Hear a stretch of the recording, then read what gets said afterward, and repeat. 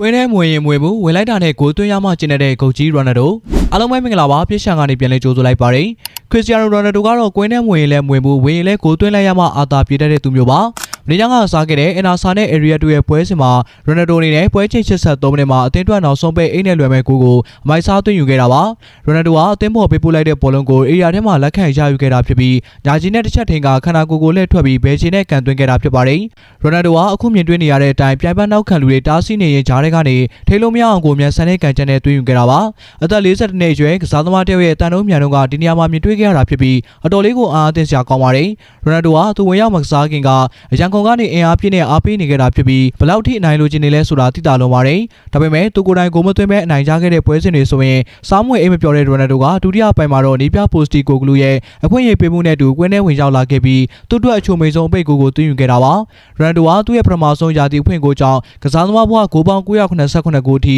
ရှိလာခဲ့ပါပြီပြိုင်ဘက်ပေါင်းစုံအသင်းပေါင်းစုံကိုသွင်းပြီးဂိုးထောင်ပြေးမှနားမယ်ဆိုတဲ့သူ့ရဲ့ရှိမှန်းချက်ကလည်းပြည့်မီဖို့တဖြည်းဖြည်းနဲ့နီးကပ်လာပြီးဖြစ်ပါတယ်ဂိုးတွေကိုဂိမ်းထဲမှာသွင်းလာတာမဟုတ်ပဲရိုနယ်ဒိုကဒီဂိုးကြောင့်ပဲကစားသမားဘဝ25ရာသီစတိုင်ဂိုးသွင်းနိုင်တဲ့ပထမဆုံးသောကစားသမားလေးဖြစ်လာခဲ့ပါတယ်အားလုံးကိုကျေးဇူးတင်ပါတယ်ခင်ဗျာ